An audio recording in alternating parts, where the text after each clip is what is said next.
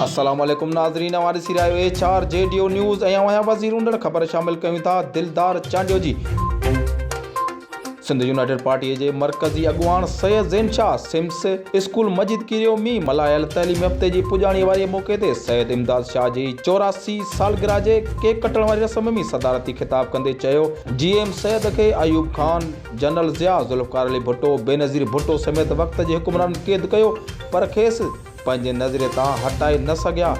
साईं इरादे जो पको ऐं क़ौम सां सचो हो। उन जूं कुझु ख़ासियतूं वरी इमदाद मोहम्मद शाह में हुयूं, जंहिं इज्तिमाही सोच खे अहमियत ॾिनी, जंहिंजो मिसाल त 2 भेरा सैयद इमदाद मोहम्मद शाह असेंबली मेंबर पिणु थियो, जंहिं कंहिं बिना फ़र्क़ जे आवाम जी भरपूर ख़िदमत कई। सिम्स जे MD मैडम तबस्सुम राशिद खोसो चयो त सिम्स स्कूल जो वजूद बि इमदाद मोहम्मद शाह जी सोच जो तोहफ़ो आहे। इमदाद फाउंडेशन पंहिंजे वसार हिन स्कूल खां सवाइ ॿियूं ख़िदमतूं करे रही आहे, जेका यूनिवर्सिटी शागिर्दनि शागिर्दनि जी पढ़ाई जो ख़र्च पिणु करे रही आहे।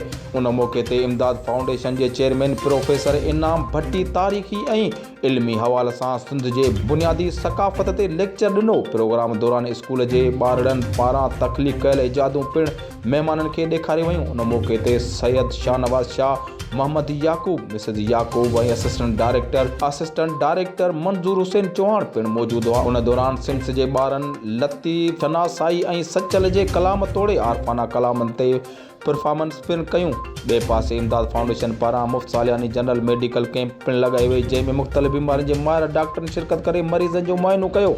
मुफ़्त दवाऊं पिणु ॾिनियूं, जॾहिं त थैलेसीमिया जे मरीज़नि ॿारनि लाइ ब्लड डोनेशन कैंप पिणु लॻाई वई। वधीक ख़बरनि ऐं अपडेट लाइ ॾिसंदा रहो HR JDO न्यूज़।